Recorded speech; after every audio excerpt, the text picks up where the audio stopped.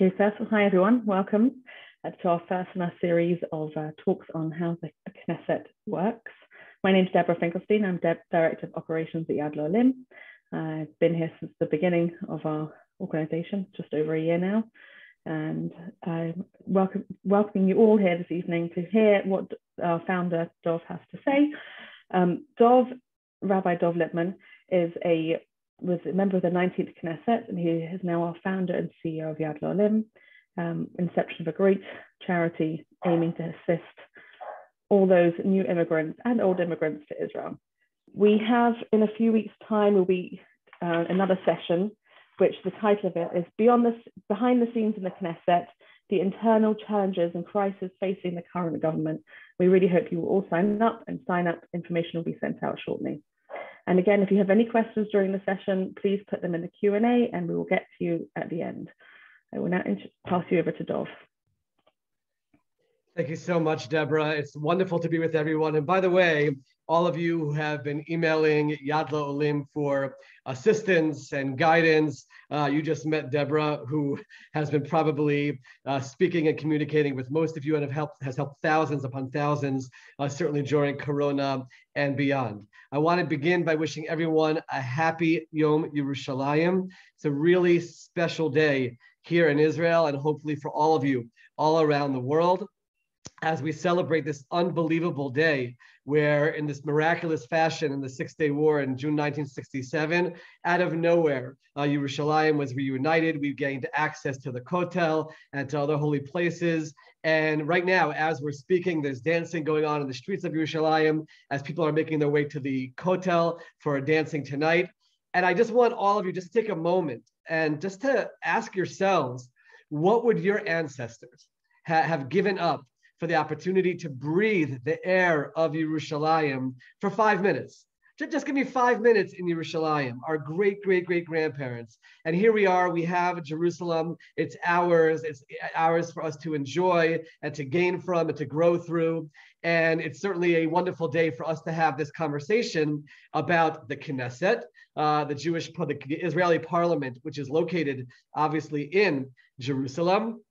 And I want to begin by just making a statement which I say somewhat in a joking manner, but also somewhat seriously. And that is what I recommend to anyone is, if you ever have any challenges about belief in God or where is God in our lives, I would suggest that you become a member of Knesset and begin trying to function within Israel's parliament. And you will see very quickly that the fact that our country functions as it does and is this unbelievable thriving country which does have a parliament behind it, it's very much God at work. Because as much as we titled tonight's topic how the Knesset works, there's a lot of dysfunction of things that don't work, but somehow at the end of the day it all comes together. I want to remind all of you, I would love to answer your questions after I finish my presentation. So please, there's a Q&A option below on your screens. Please feel free to ask your questions there, not in the chat, but in the Q&A section. I'll be more than happy to answer those questions as we get to the end. Let's remember that one of the amazing things about Israel is that despite the dysfunction that I just mentioned, we are a democracy in the Middle East, in a part of the world where there is pretty much no such democracy, where people go to vote and there's a system of government and it functions. With all the dysfunction, there are rules, there are procedures, and that's what we're going to talk about tonight. The starting point for any discussion about the Knesset is just the name itself and the number of members of the Israeli parliament.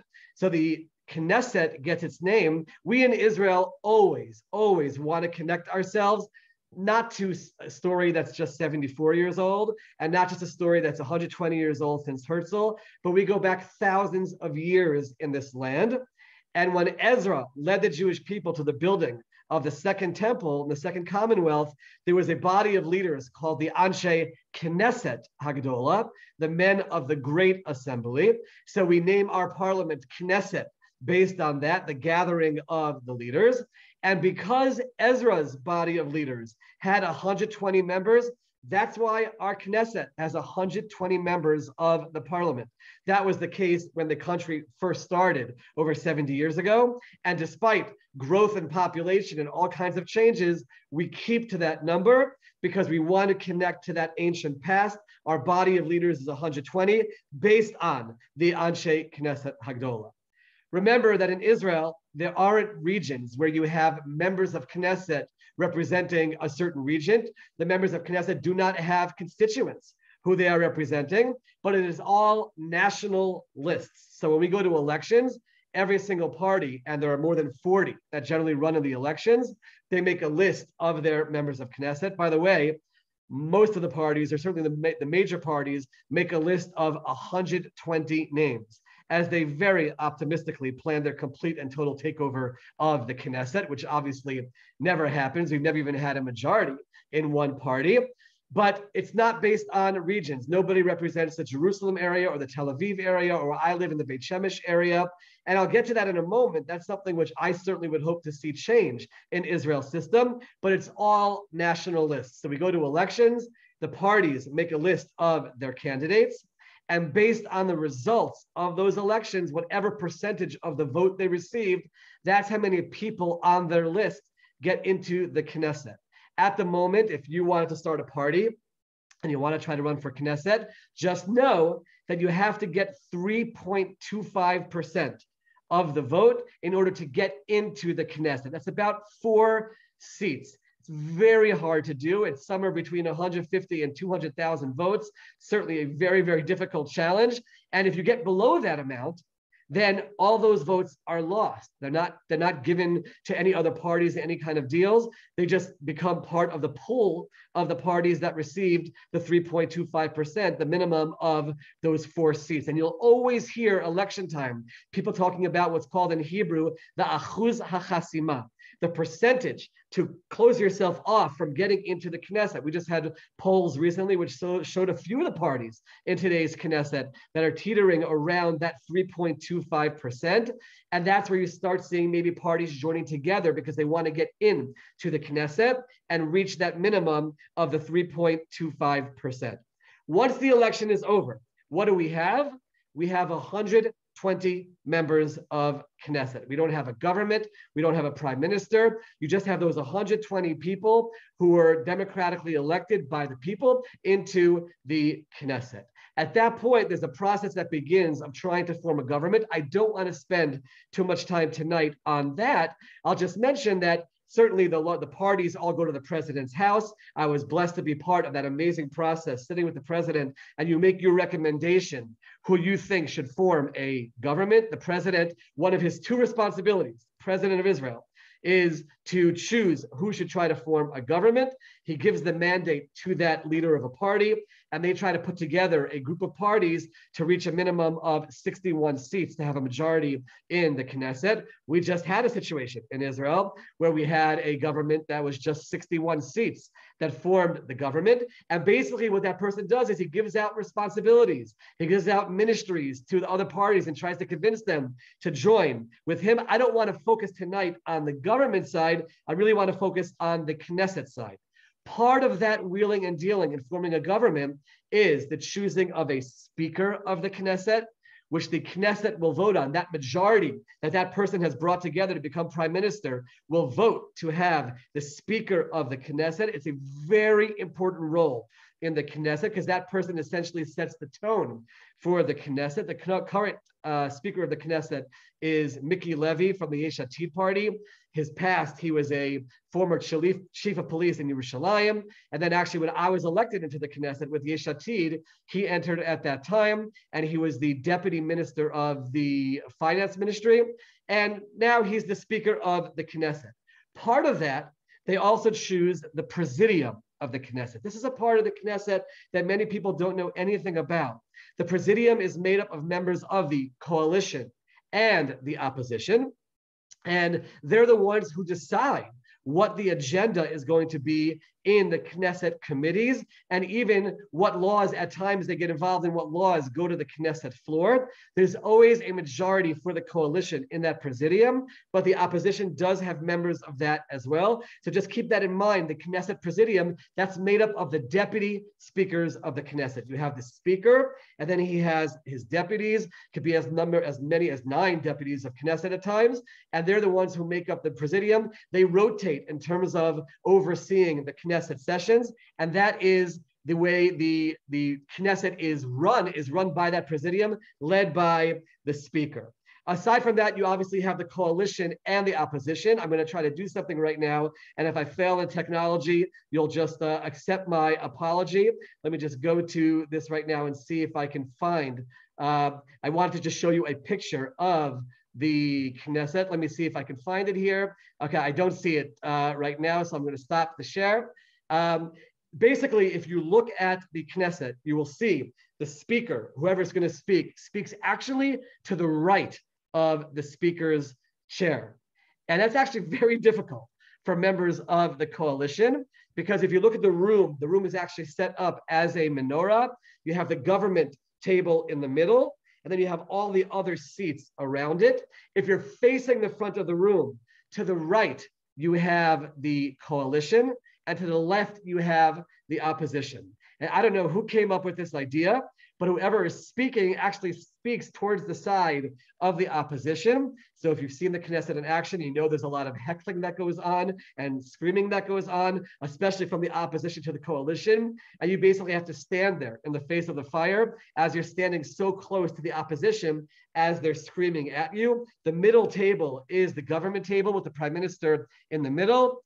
And then you have the coalition to the right, weaving its way towards the middle, as it's always a majority, so it goes somewhat into the middle of the room as well. And that's in terms of how it's divided up. The Knesset's primary place of functioning, and if you really want to follow the Knesset, this is what you'll want to watch, it's actually in committee.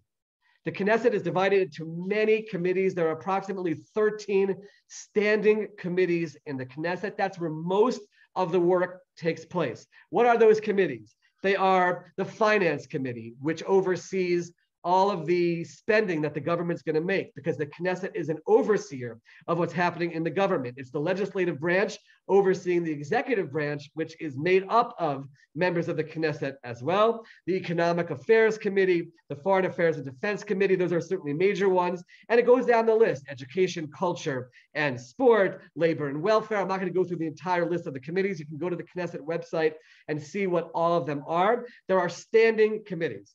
Then aside from the standing committees, there are also special committees that are set up. And each Knesset has different special committees that are set up. So just as an example, this Knesset committee has a committee for the rights of the child. It has a special committee for a law to legalize cannabis in Israel. And that's been meeting since this Knesset started. And all kinds of special committees that are set up for very specific areas. The chairman of most of the committees are from the coalition, and they have a lot of control. I'll talk about that in a few minutes. In the coalition agreement, they do give some committees to the opposition. So as an example, the State Controller Committee is almost always given to the opposition. It was given to the opposition in this Knesset. In this Knesset, and this is touching on a personal point now for YAD L'OLIM, the Immigration, Absorption, and Diaspora Affairs Committee was given over to the opposition. I'm going to say, and this is the only political statement I'll make all night, sadly, the opposition has decided not to establish those committees. They are saying this government is illegitimate, and therefore they are not leading their committees, which is a shame, first of all, certainly for us, in terms of having a committee that deals with aliyah and immigration and absorption, diaspora affairs. We're lacking that sorely. But even the State Comptroller Committee is a very important committee, which kind of criticizes the government and issues reports with the State Comptroller about what's happening in the government. And it's a shame, in my opinion, that that's not functioning as well. The members of Knesset, remember, there are 120 members of Knesset, but many of them will become ministers. Let's just say any given government, anywhere from 10 to 20, possibly even more, become ministers. They are not functioning in the committees.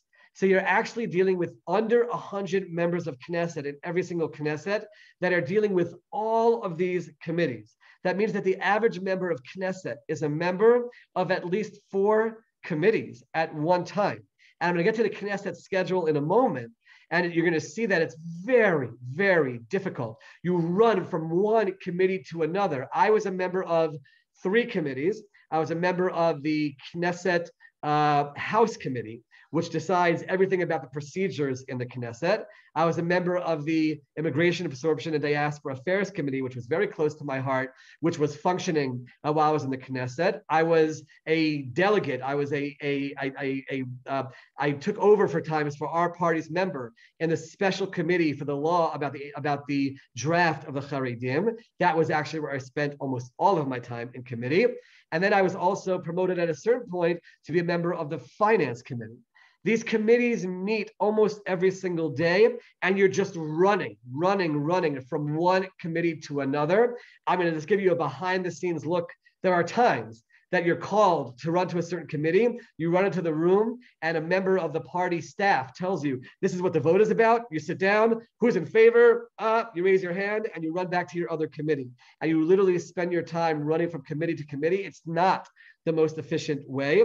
There are many, many members of Knesset who feel that we should reconsider the number of 120 members of Knesset because there's just way too much at a time for any member of Knesset to deal with, especially when it comes to the committee work. And the committee has 2 primary responsibilities. First and foremost, legislation, which I'll talk about in a minute. Laws must go through a designated committee before it gets to its final votes in the Knesset. And then also members of Knesset have the right to raise issues that they want to come to a special committee hearing. And that's a way to get issues dealt with in the public eye, in front of the cameras, and try to solve issues that are happening in Israel. Just to give you a recent example that YAD L'OLIM was actually responsible for.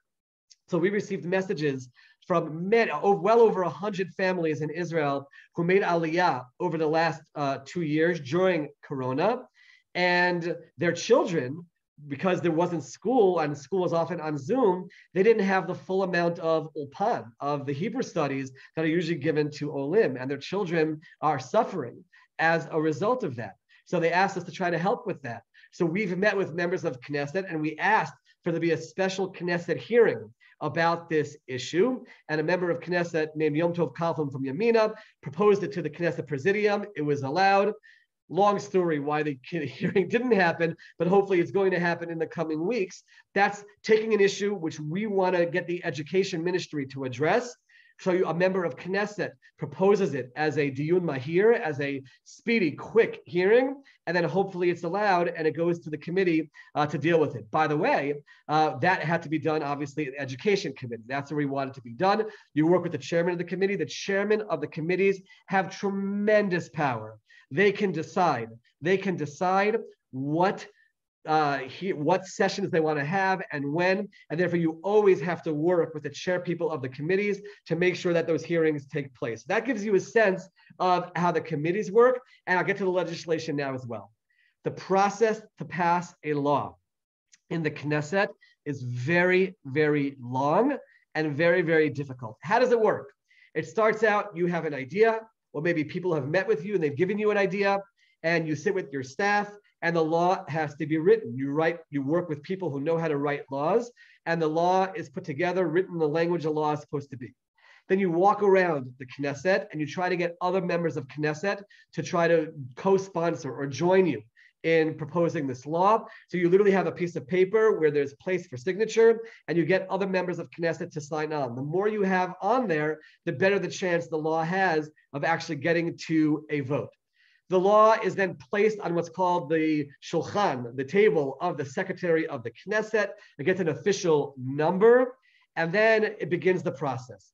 The attorney of the Knesset will review it to make sure that he believes, or he or she believes, it's a law which they can defend. Because remember, if a law gets passed and someone challenges it in court, the attorney of the Knesset is the one who has to go and represent the Knesset in court. So they review it, they give it their green light, and then it goes to the Ministerial Committee of Legislation.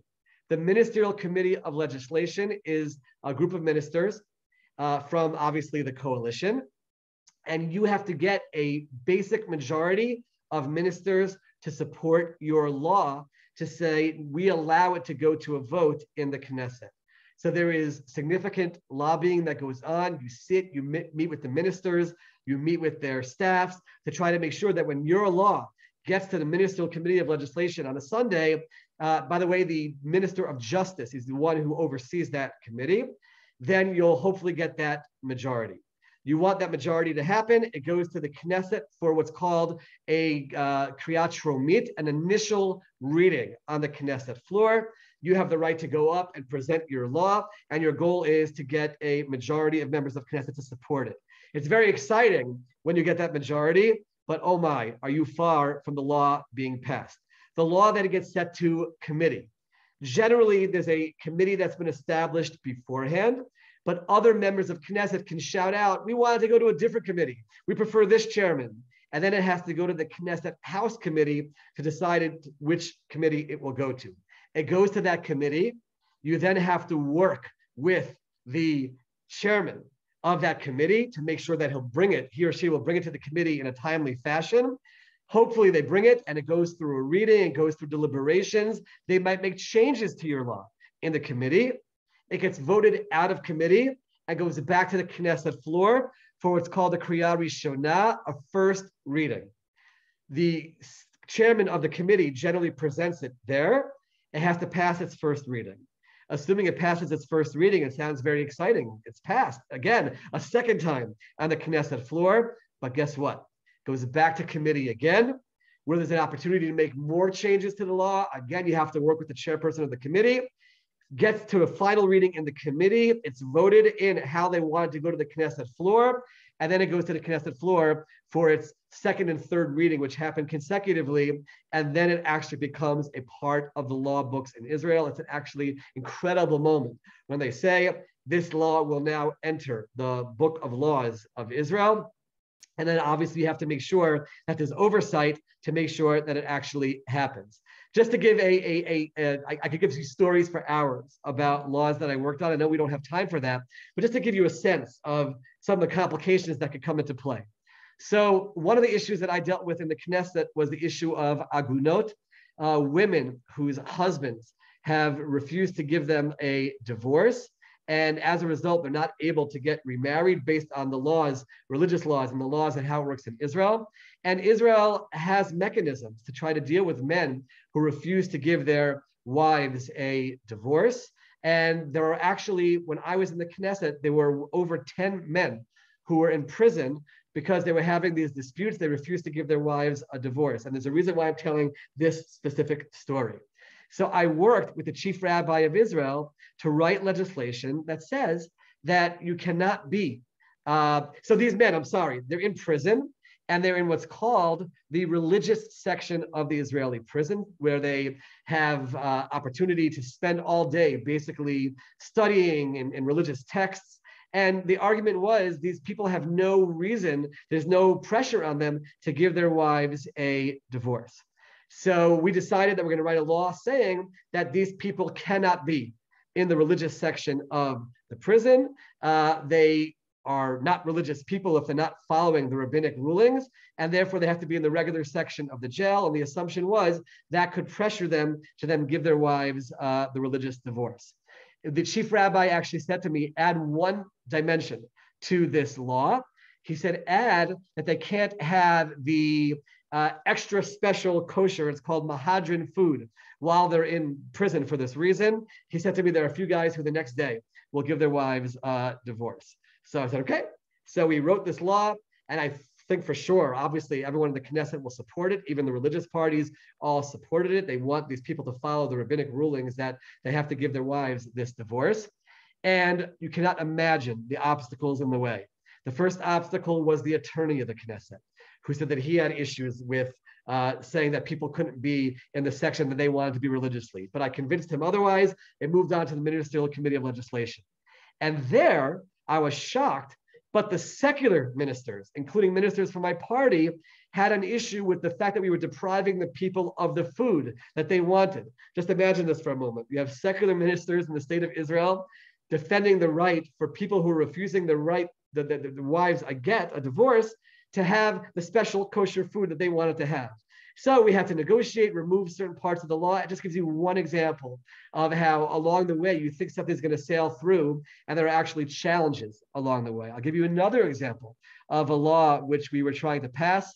There's a long history behind it as well. Like I said, every single law has a long history to it.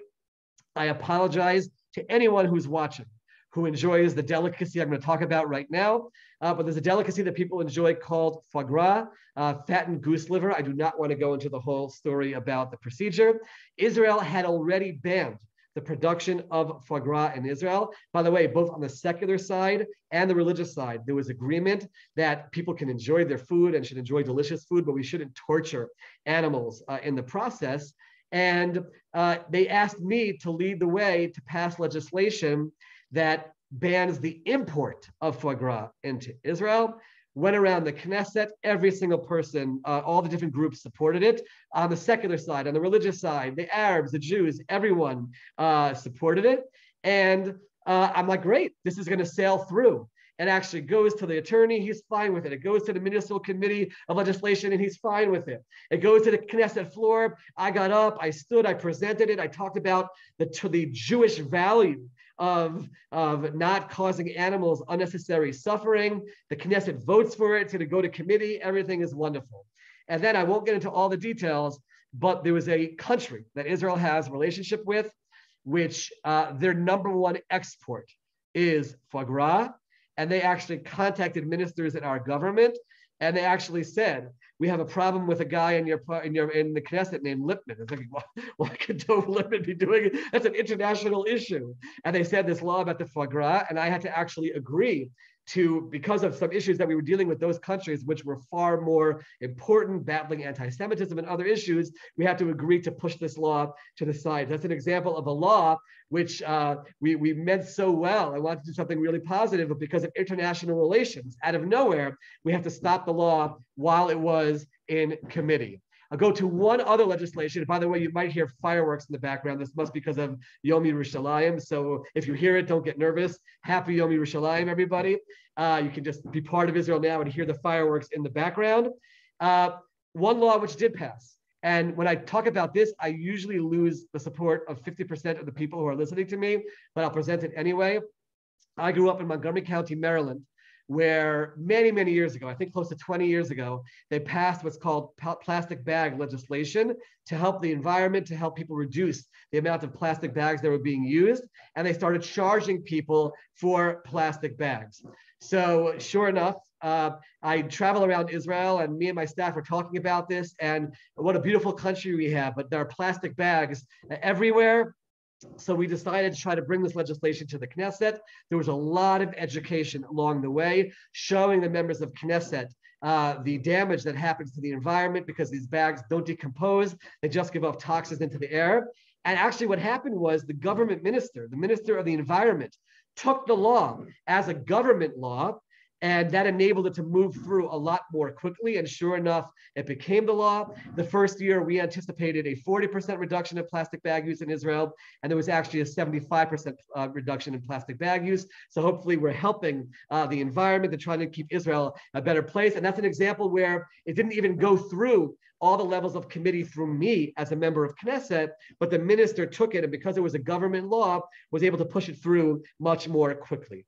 Aside from committees and aside from legislation, members of Knesset also have something called shtulot, which I guess are called lobbies or task forces. You take an idea which is important to you, and you have the right to hold sessions in the Knesset about that issue. So there are members of Knesset who have shtulot, for example, about the relationship between Israel and global Jewry.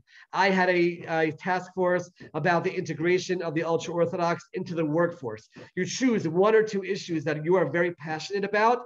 It's not through legislation, it's not through the committee, but just through the task force, you're able to make progress, and you bring in NGOs to be part of that process and try to get things done for Israel, even without the actual legislative framework of the Knesset.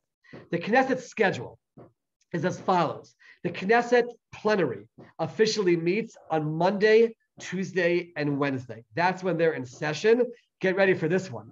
Monday and Tuesday, it starts at 4 p.m. And I'll explain why that's significant in a moment. And on Wednesdays, it's at 11 a.m.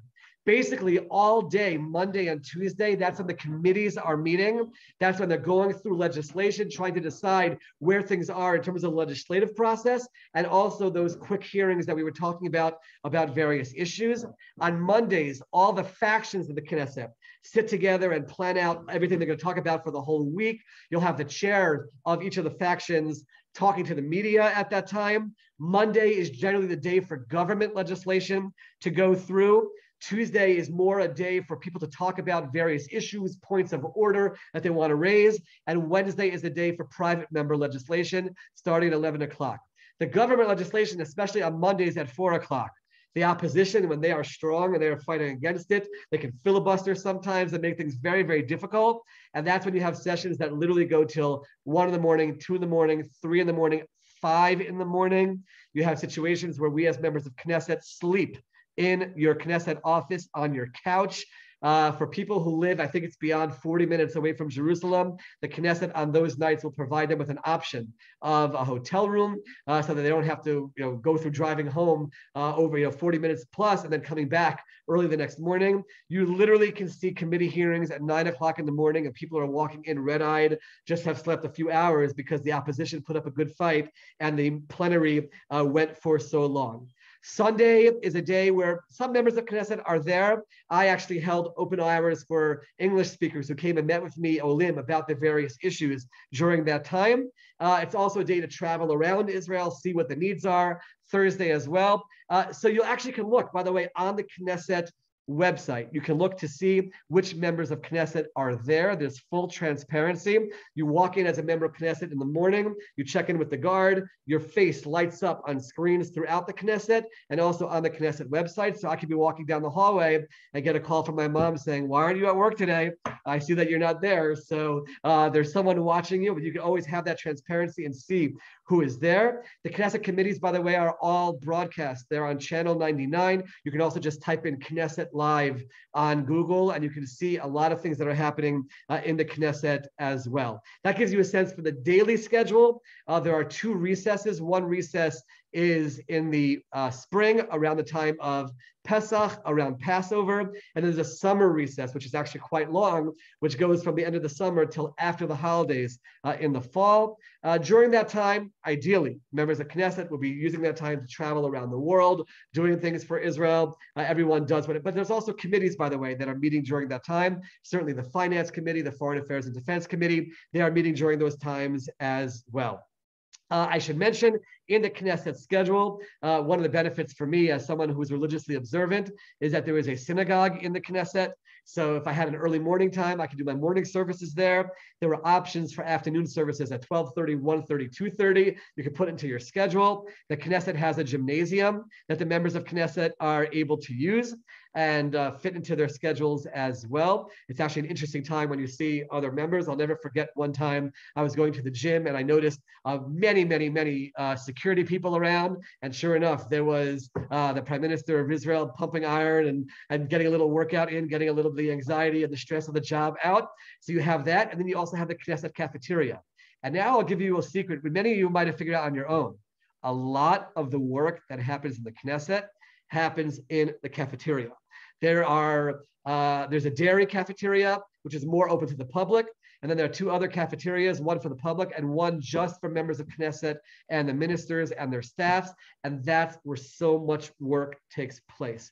In that room, sitting over lunch, sitting over dinner, and getting things done. You could just see it happening. And you can get a sense for what's happening in the Knesset just by watching that room. And that gives you a sense of what's behind the Knesset in general. We're going to have a session. I'm going to do the questions right now and get to that. I see a lot of questions that people have asked, and I look forward to getting to those questions. Just so you can understand, this has just given you general background. The next session that we're going to have in a few weeks, and we'll be announcing it in the coming days, and hopefully I'll have some guests on as well to help deal with this, is the current situation in the Knesset. Because after everything that I've just told you, now you have the general background. But we have a Knesset right now, which went from 61 of the coalition to 59 on the opposition, to a situation where it's basically 60-60, as one member of the coalition said that she's out and will no longer vote with the coalition.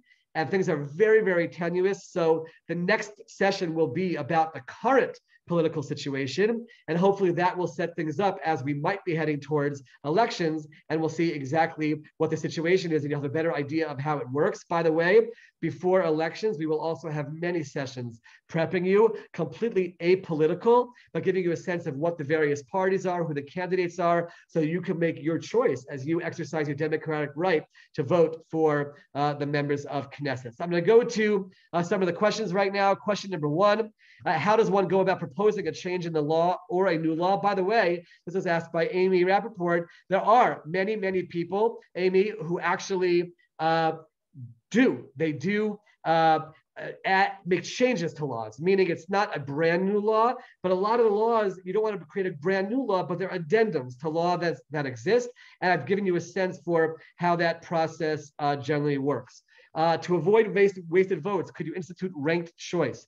There are a lot of people who do feel that it would be best to have some kind of a system where people can maybe vote for more than one party, so that if your party doesn't get in, your next party gets in. There's a lot of talk about changing the election system to begin with. By the way, David Ben-Gurion himself left the Labor Party in the late 1960s because he wanted to change to a system of regional representation.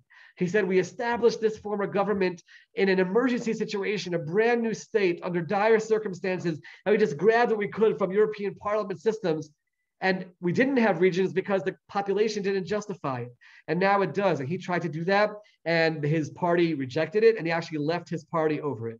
I worked on that issue as a member of Knesset, dividing the country into 60 regions, perhaps having 60 members of Knesset from regions, 60 from national parties, not going to a bicameral system like in America with 2 houses, but just to have the parliament with some level of actual regional representation. I can tell you that it fell on deaf ears. The larger parties did not want it. And the reason is because the larger parties would lose a lot of their power if it shifted to that mechanism where someone on a local level from a smaller party can be very popular, and all of a sudden the smaller parties will have greater representation. So therefore, that was rejected. I still hold out hope that over time that change will come, and I certainly hope that we can reach a point where that happens. A question about that 3.25% asked by Rodney, is it 3.25% of the total voting population or the turnout? It is from the turnout. From those who voted, you have to get 3.25%. By the way, just so you can know, that was lower. When I got into Knesset in 2013, it was just 2%, which meant you could have a lot more smaller parties. We wanted to raise it much higher, to actually 6%, and try to avoid a situation where we had a lot of smaller interest parties, which can really hold the government captive because they could be used to form a government, and then they're the kingmakers, and they only represent a very small part of the population. By the way, that's happening today. When you have a government of 61, so every single member of Knesset can basically say, I won't vote with the government unless you do X, Y, or Z. And that's an issue which is not so good for the democratic situation in Israel. We wanted to raise it higher, and they agreed on the 3.25%, which was basically the 4 seats. Caroline asked, what is the Presidium in Hebrew? It's the Nisiyut of the Knesset. That's the group that meets together with the speaker. There's a question about, there are 2 microphones on either side of the Knesset where members ask questions. Can you talk briefly about that, how that works? So basically what happens is there's the main podium. That is where you speak when you're presenting legislation. That is where you speak when there's a point of order, which you've gotten a right for in the Knesset. That's where you can get up and speak when there's a law that's being presented for a vote. You have your right to talk about that law there. By the way, many members of Knesset will get up to speak about a law, and they'll say, I'm up here to support the law, or I'm up here to disagree with the law. And then they'll use the rest of their 3 minutes or 5 minutes or 10 minutes, depending on the situation, to talk about a totally different issue in the current event. It's a platform for members of Knesset to speak. By the way, you are allowed legally to speak either Hebrew or Arabic from the Knesset podium. If you want to speak a different language, you have to get permission from the Knesset House Committee. I actually wanted to, while I was in Knesset, Jonathan Pollard was still in prison, and I wanted to speak from the Knesset podium in English to the President of the United States, and I was not granted that right. So I did speak in Hebrew and spoke in other places in English. But generally, if a dignitary is visiting from another country and they want to speak their language, it goes to the Knesset House Committee, and then they have to allow you to do that. But on the four sides of the Knesset, actually, of the chambers, there are microphones, and that is used if you want to, first of all, every week on Tuesdays, and I think now they switch it to Mondays, there's 1 minute speeches, Ne'umei B'nei Daka, which you can get up and speak about any topic that you want. You go in, you sign up, and you have your chance to speak your mind about whatever issue is on your mind. So those corners are used for that. And also, if you haven't been granted an official right to speak from the podium, but there's a point that you want to make, the speaker can give you a right to make a statement from the side as well. So that's how those different microphones work that you might have seen throughout the Knesset. Shira asked, great question, which I didn't talk about. They have situations where someone votes the wrong way. Why is it complicated? So let me just explain to you, and I didn't explain it before.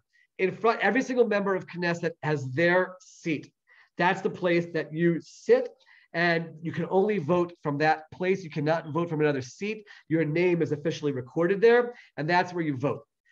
Very often, when the vote is called, there are bells that go off in the Knesset like 2 minutes before a vote, and 1 minute before a vote, and then 10 seconds before the vote.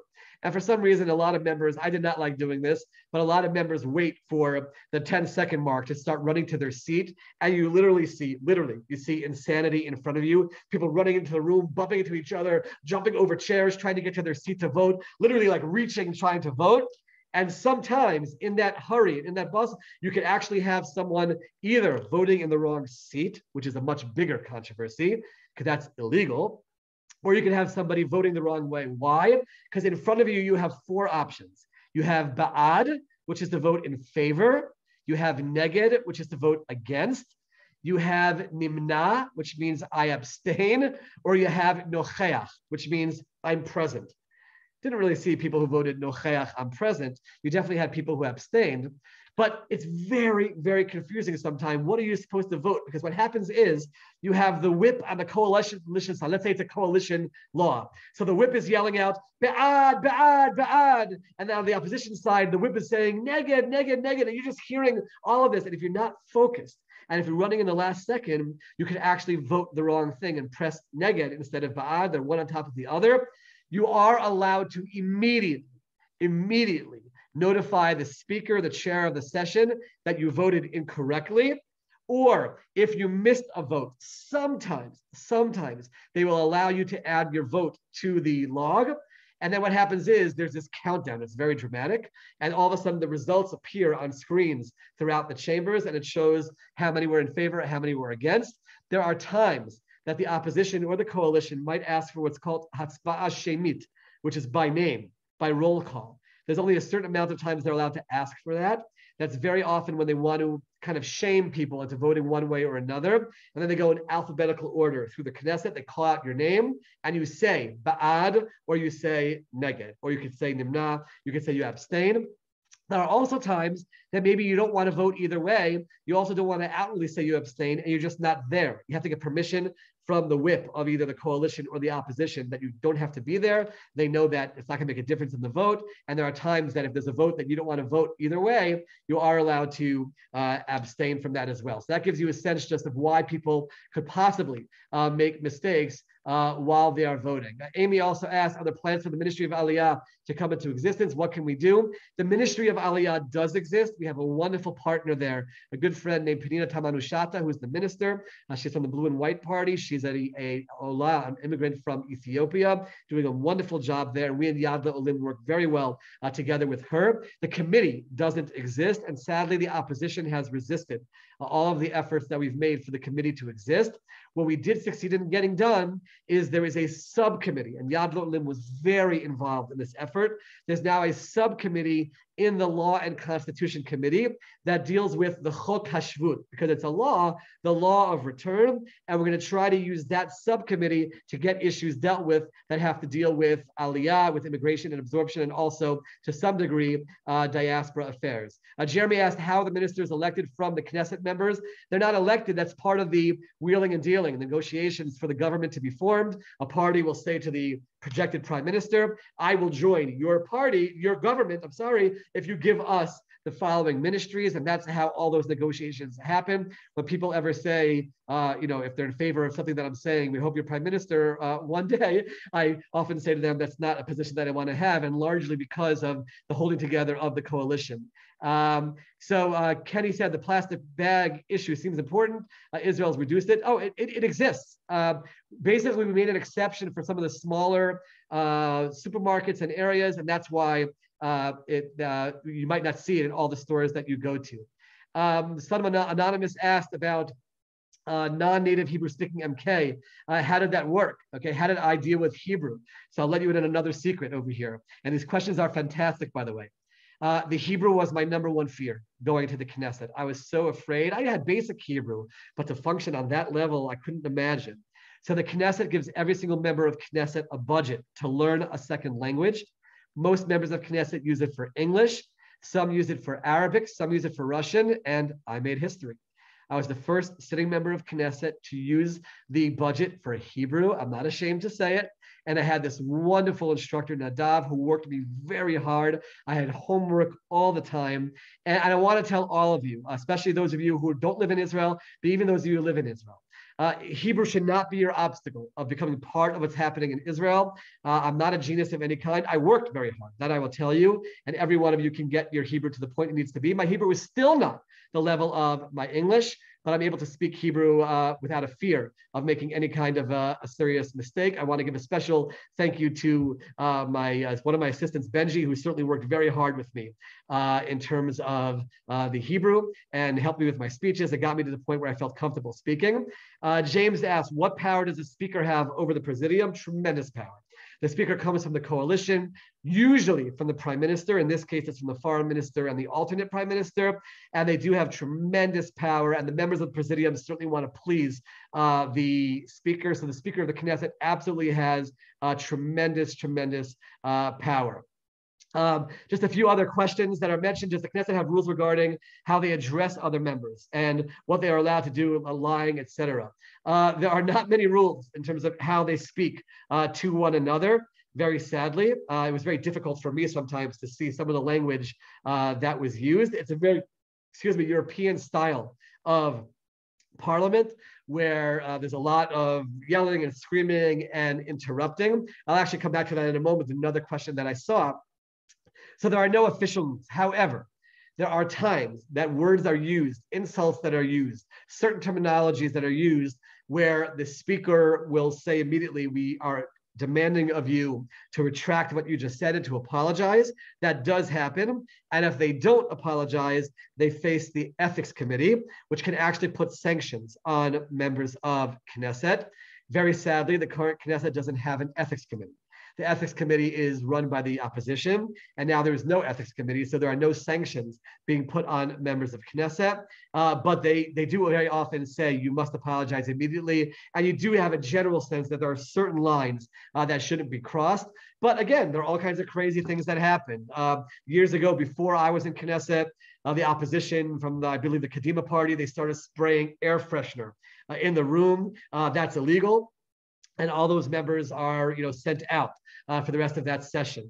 There are times that if you interrupt too much, the speaker or the chairman of a committee, either the speaker of the Knesset or the chairman of the committee, says you're called once, twice, 3 times, and you're out. It's really like school, actually. And I was very proud that I was in the Knesset for a full term, and I was not ever asked to leave the room. I tried to be as respectful as possible, but some people want that. They want the video showing that they're fighting for a certain issue, and that happens. While I was sitting in the Knesset chambers, I will never forget it. I think it might have been 1 o'clock in the morning. There was a certain issue, and a member of Knesset handcuffed himself to the Knesset podium. which led to a 30-minute delay. He was punished by the ethics committee for it. They literally could not get the handcuffs off, and they had to take the whole podium off and get him off and redo it. It's absolutely crazy, only in the Knesset. So those kinds of things do happen, and then they do face sanctions from the ethics committee. So that happens as well. Let me just take one more question, and thank you so much, everybody, for all of the questions. Do the ministers also vote as MKs? So officially they do. Officially they do. They are part of the 120, and that gives them this challenge. On the one hand, they're dealing with their ministries, but have to get back to the Knesset for votes, especially when the Knesset is close, like a 61-59 Knesset. Everyone is needed and all hands on deck. There is something called, and this is going to tease the next section, there is something called the Chok HaNorvegi, the Norwegian Law. It's kind of funny to hear that word used all the time in the Knesset, which allows a minister to resign, or a deputy minister to resign their seat in the Knesset and just focus on their ministry. And that allows the next person from the list to come in. A lot of parties do that so that they'll have more members of Knesset that are functioning in the committees while the ministers focus on their ministries. But just know that any moment that minister wants to come back to the Knesset, they come back, and that member of Knesset is forced out. That just happened. I mentioned before that hearing we wanted to have about the children with Ulpan because of Corona. Member of Knesset Yom Tov Kalfo from the Yamina party was the one who pushed that forward. And then Yamina, for reasons I don't want to get into right now, decided they didn't want him to have him in the Knesset any longer. And they pushed him out by the Minister of Religion coming back into the Knesset. And then he just lost his seat. So that can happen as well. But most of the ministers do function in the Knesset as well. One last question that was asked, and then again, I'll be happy offline. If you want to reach out to me, you can ask other questions, was about the fighting and the screaming. Is it as acrimonious, the question is, as it seems? And the answer might surprise all of you. It is not as acrimonious as it seems. A lot of it is for the cameras. A lot of it is for politics. Right behind the chambers that you see where the members of Knesset meet is another room where they serve coffee and tea, and at late night they'll serve vegetables and cake and things like that. And there's comfortable couches. You can have two members of Knesset literally at each other's throats in session. And then 5 minutes later, they're behind the scenes talking to each other as really good friends. And I saw a lot of that camaraderie behind the scenes from people who actually come from different parties at times, different poles, literally right-wing religious to left-wing secular. And they were really, really close friends, even though they disagreed about almost everything. I learned a lot from that, by the way, I should tell you, because before I was in the Knesset, I would see people's ideologies and it would bother me so much. And then I learned that, hey, but they're really nice people. And I disagree with them, but we can find a way to make this work as be friends, even if we're going to go at it in the Knesset. And that's something which was a really important lesson, which for everybody to learn. We live in a world that's so polarized politically, and it rips apart families sometimes and communities. And this happens within synagogues and schools. And we can debate. We should definitely express our opinions, but try our best not to let it become too personal and break people apart. And that's certainly something which I definitely learned from the Knesset. I'm going to hand it over to Deborah to finish off our session. I just want to say thank you so much to everyone for joining us. It's been a joy to share this with you. We do have it on the YAD L'OLIM Facebook page, so if you want to recommend it to any of your friends to watch, it'll be there. They can just become friends and like the page and get the information. I look forward to the next session in a few weeks. And with that, I'm going to hand it over to Deborah. Deborah, it's all yours. Thank you so much, everyone, for joining. I'm sure you will all appreciate how interesting all these stories were to hear and how the Knesset works. I personally have learned many new things tonight. Please feel free, if you have any questions that haven't been answered, please feel free to email Dov. His email address is dov@yadlolim.org, and he will answer any questions that you have. We really hope that you'll be able to sign up for our future webinars. We'll be sending out an email in the next coming days with all the information. Have a good evening, everyone.